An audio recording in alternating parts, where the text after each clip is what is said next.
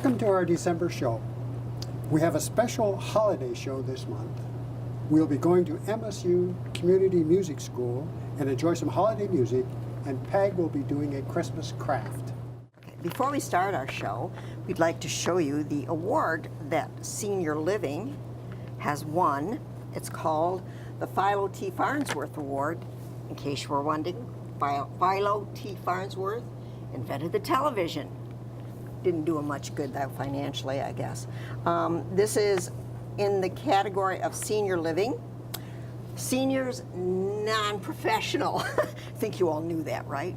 So we're very proud when we thank the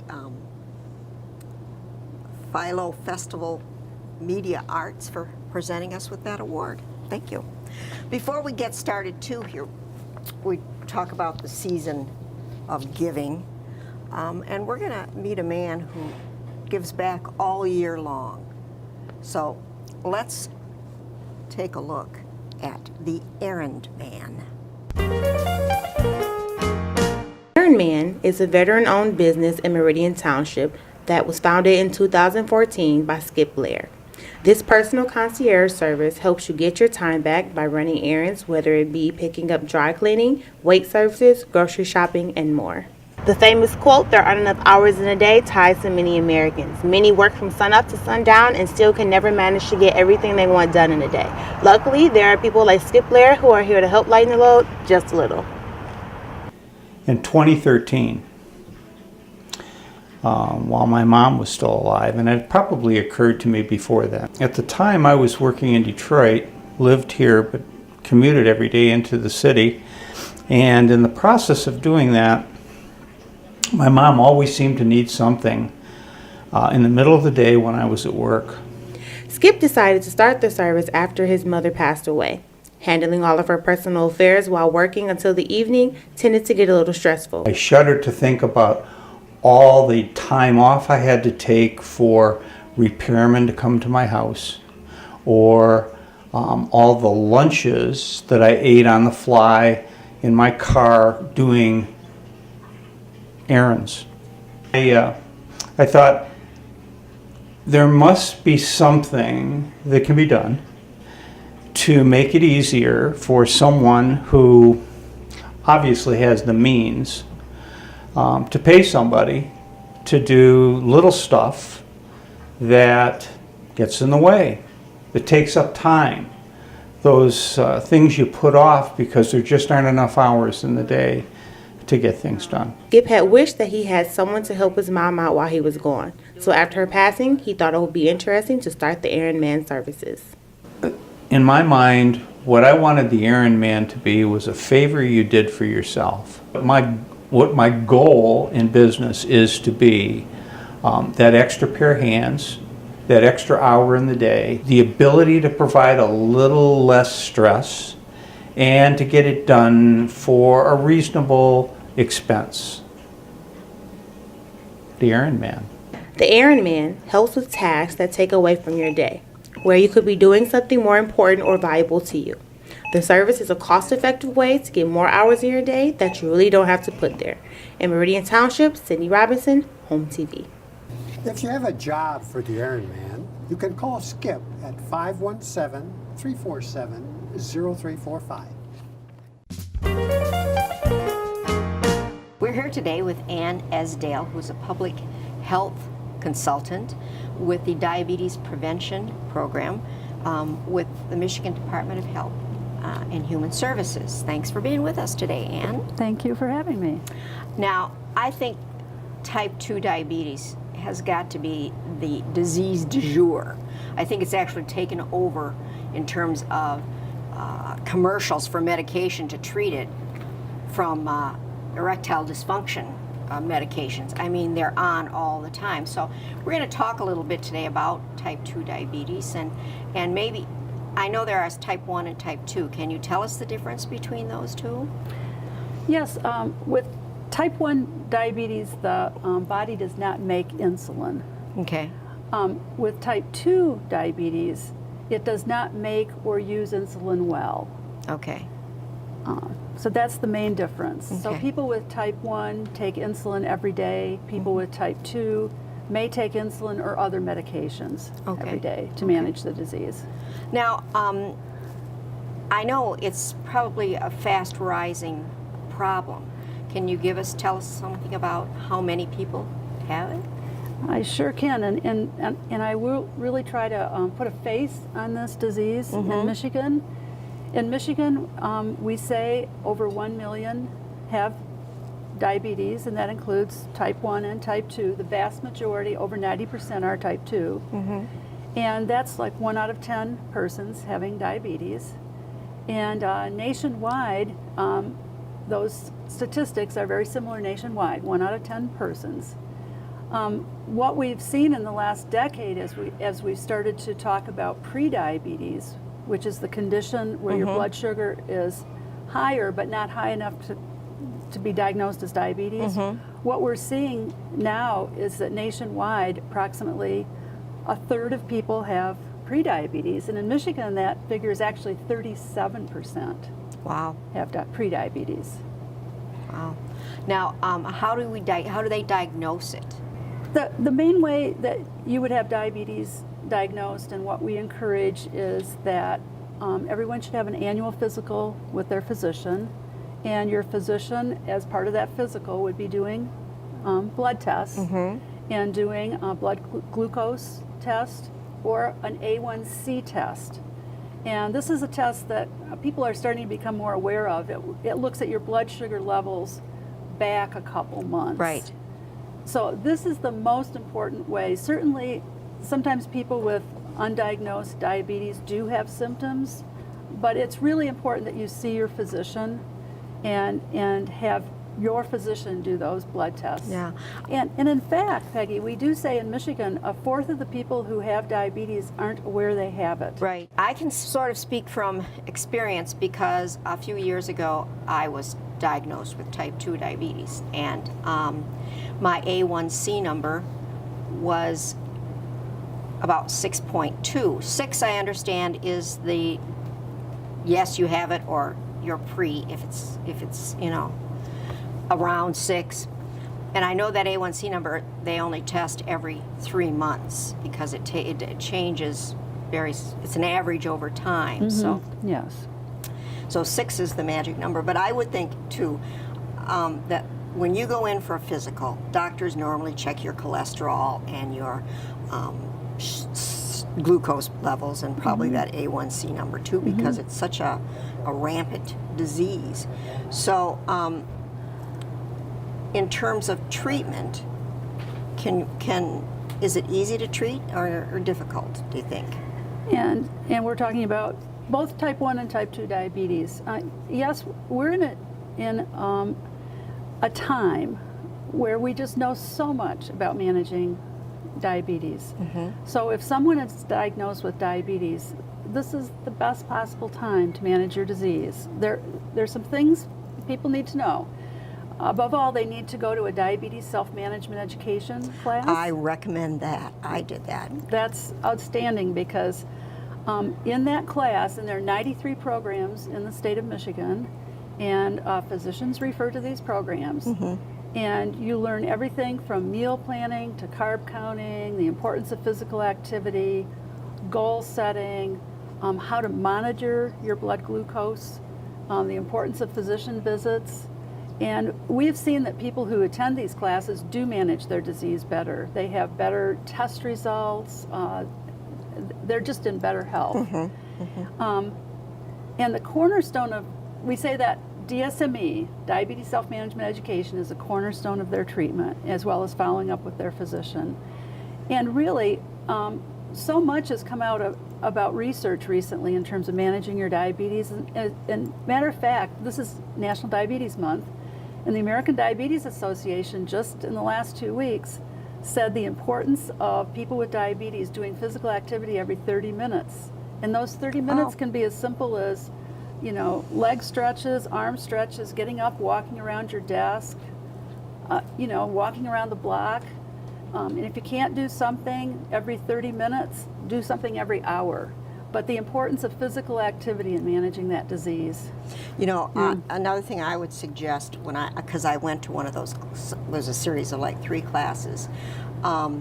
If you're not the cook in the family, bring the cook with you, because Excellent point. if you're not Yeah. the shopper, if you don't do the food stuff, because a lot of men brought their wives because their wives were the ones who prepared the food and really needed to know That's what it was. an excellent point, because caregivers and Yes. spouses and significant others can come to those classes. Yeah, and you get a wonderful Yes. Sparrow. They run them at Sparrow here. A wonderful binder with all kinds of great information. And some people are, you know, I never had to check my glucose daily, but some people need to check it 2 or 3 times a day.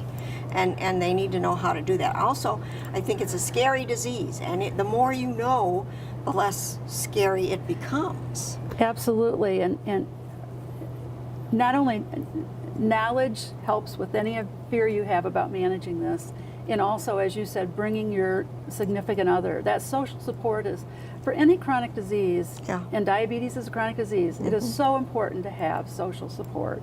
They can help you with the meal planning and where you go to eat tonight and how to fix your food and Yeah. you know, how to get more of that physical activity that we all need. We all need more physical Right. activity. Right. Yeah. Because I know Yeah. my A1C number dropped when I dropped 30 pounds and started exercising.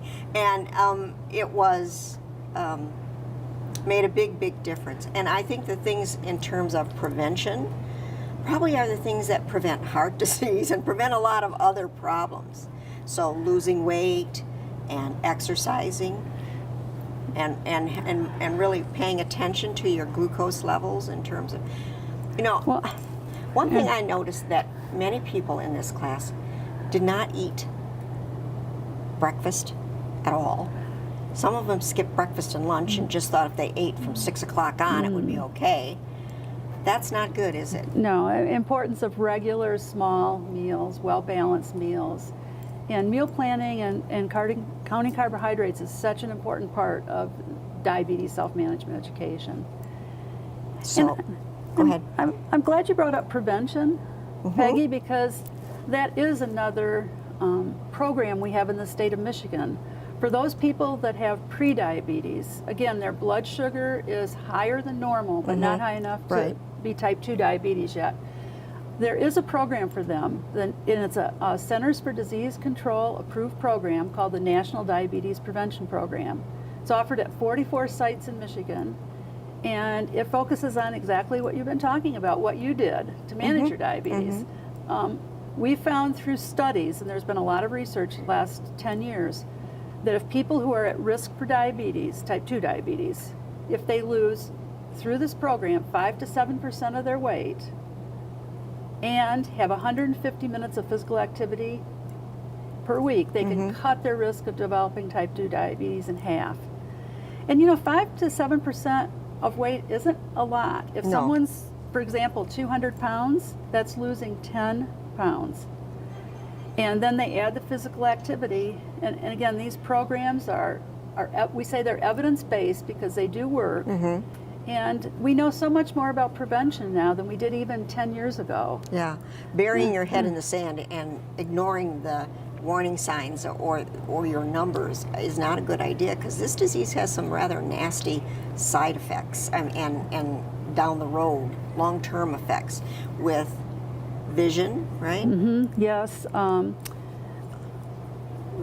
Increasing your risk of losing your vision, or going blind. People who have diabetes have more heart attacks. And in fact, the people who do die from diabetes, often a heart attack accompanies. Neuropathy Yeah. in your legs. Leg arms. amputations. Yeah, yeah. So it's Yeah, not a disease chronic to ignore, is chronic it? kidney Yeah. disease, people who are on dialysis, Yeah. and often we see that the majority of people on dialysis are due to either diabetes or high blood pressure, and often the two go together. Yeah, yeah. So this is worth learning I to think manage. people feel guilty because saying, "Oh gosh, I have type 2 diabetes," because there's sort of a stigma. Well, why did you let yourself get in that position? But it really isn't about that. It's about dealing with what you've got on the table and being proactive so that it doesn't progress into something that's all really of us, scary. as we live, have Sure, health sure. challenges. And this is one that you can meet. That's right, you You can. definitely can. We know so much today about how to manage as well as prevent. And Thanks. I think people need to know this and stop feeling like there's a stigma attached to it and do something about it. So, thanks for being with us, Ann. Oh, well, thank you for having me. We'll be right back after this. Welcome back to Senior Living. Now let's meet a group of seniors who are putting their musical talents to good use. I'd like to introduce Jack Mike, who is the leader of the New Horizons Band. Welcome, Mike. Thank you. Nice for you to come over and record us today. Can you tell us a little bit about this group? Well, this group was, it's an international group that was founded by Roy Ernst, who was a professor at Eastman School of Music. And there are hundreds of New Horizon bands all over the world. This one was started by Patty Croth, who also directs the Monday night group, in 2003 here at the Community Music School, the MSU Community Music School. How many members do you have? Well, it varies from year to year and from semester to semester, but anywhere between 25 and 35. You told us the band's been together since 2005? 2003. 13 Yes. years, yes, long time. And I assume you've got some members who have been there since then. Yes, I think we have some founding members here in the group. Do you want to raise your hand? Who's been in the group since 2003? Yeah, Wow. there are a few. Okay. What are you going to play for us today? We're going to play Leroy Anderson's Sleigh Ride, a wonderful seasonal piece of music. This is December, so That's right. we will listen anxiously. Thank you. Okay.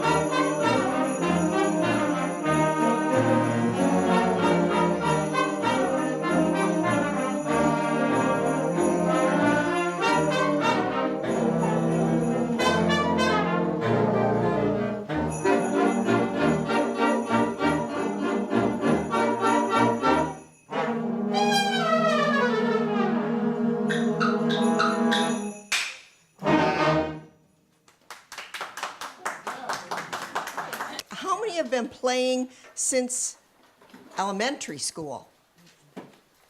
Yeah, a few of you. With a gap Oh, I'm sure all of you had a gap, right? Yeah. So, is anybody a fairly new player? How long have you been playing? I've been playing about 5 years, not here, but actually I did a lot of singing before. So you could read music, that's always a plus. So let me ask, can you get us over here? So what made you decide to come back and start playing in a band?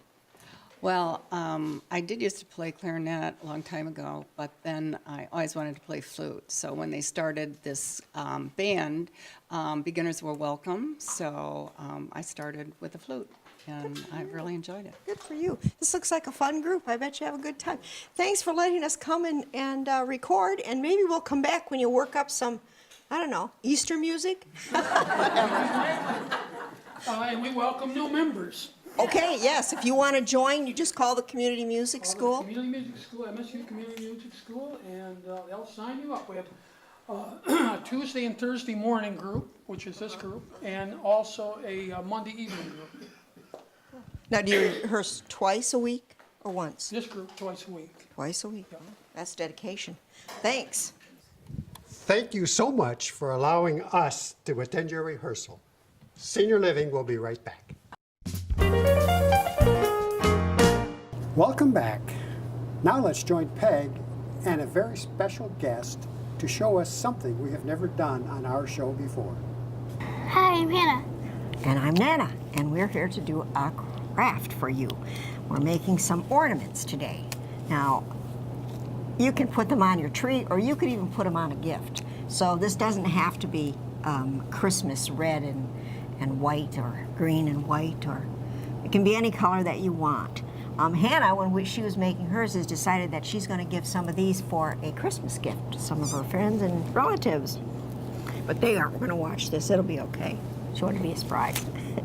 So, we need acrylic paint. And you can buy these clear ornaments at Hobby Lobby. Mine is sort of iridescent and hers is not. You can have whichever one you want. Some paper cups, some wet paper towels, and it never hurts. This paint is washable. So it washes off your hands pretty easily. But if it gets on your clothes, wash it out right away, because if it dries, it's there forever. So we're going to start with yours, Hannah, and then we're going to talk about mine. So how does yours work? So you take whatever color paint you want. I'm personally using blue, purple, and white. And you open Just this up. pull out the little... One second. Oh, you know what we didn't do? It's kind of old. What should we have to do first? Shake it, I did. You did shake the paint? Mm-hmm. Good job. So there's just a little thing on mine. You can just take that right off. And you drip in a bit at first. Kind of helps sometimes if you tip it on its side.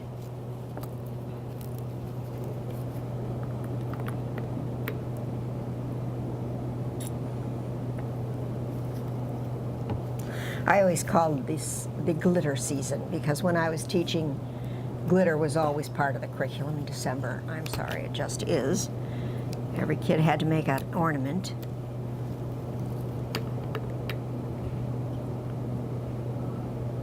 Oopsie.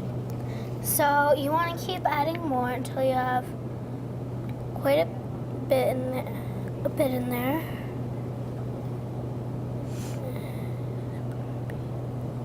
There, you want to swirl it around a little. Let me just grab that. There, kind of a dry. This paint we've had a while, so. Yeah, this is really old paint, so you guys probably won't do that. So once you've got all that, you just swirl it around like so. You want to make sure it's all covered. If it's not, it looks really weird. Here, let me show it while they can see. But you get a very interesting, everyone is different and unique. So I'm going to let you swirl that around some more, and I'm going to talk about the one I'm going to do. Mine does involve glitter, but it's also equally simple. And I tried this with, you can do it with Elmer's glue that you dilute with water so it's fairly runny, but you can also use floor polish. And so I thought, well, since I had some of this. And the thing with the Elmer's glue, if you use that, know that it will dry clear, but it takes longer to dry. So that's why I like this, because it goes in clear. So I'm going to give you a cup, Hannah, if you want to. So you're just going to put a little bit of this in and swirl it around gently, because you do not want bubbles. And if you shake it fiercely, I learned this by experience, you're going to get a kind of a mess. So just swirl it around so that it's all covered with this wax. You can pour out the excess and pour it back in your bottle. So the next thing, I like to use this as a small funnel. Really works for this because it's very easy to get the glue or the glitter in. So just pour it in. Yeah, and swirl it around. I don't know. This is a fun thing you can do with your grandkids because it's pretty easy. This one's, I think, even easier than that one, isn't it? Mm-hmm. So, like, there's a bit left here. You don't want that. You have to swirl it around and make sure you get all that. And sometimes you might spill a bit. That's okay. And then after you're done swirling it around, there's still excess paint inside. You don't want that excess paint. So you just let it sit for a few, like 15 minutes, and then let all that excess paint dip out. On this one, yeah, just as that one, take a look around so that you don't see any areas where there is no glitter. I think we're pretty well covered. And then just take your cup, turn it upside down in your cup, and let it drain out. Now, you should let it sit like this in the cup for about 20 minutes. Then pick it up, turn it on its side. Let it sit for 5-10 minutes. Rotate it. And continue to do that until it's made a 360 rotation of the whole ornament. I didn't really get too much out of mine. I can even reuse this glitter. But you should let it sit like this overnight, both of them, so that they dry inside.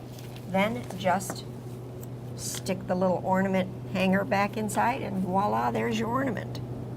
We talked about Hannah, since she's going to give many of these as gifts, maybe writing with a fine tip marker the date and her initials so that people would remember who gave it to them and what year they got it. So that's making holiday ornaments. Thanks for being here, Hannah. See you next time. You know, Ralph, doing crafts is one of my hobbies. I think next month maybe we should talk about one of your hobbies. Which one is that? I know you have so many, but I'm talking about genealogy.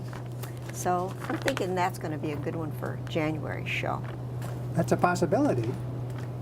Thanks for watching.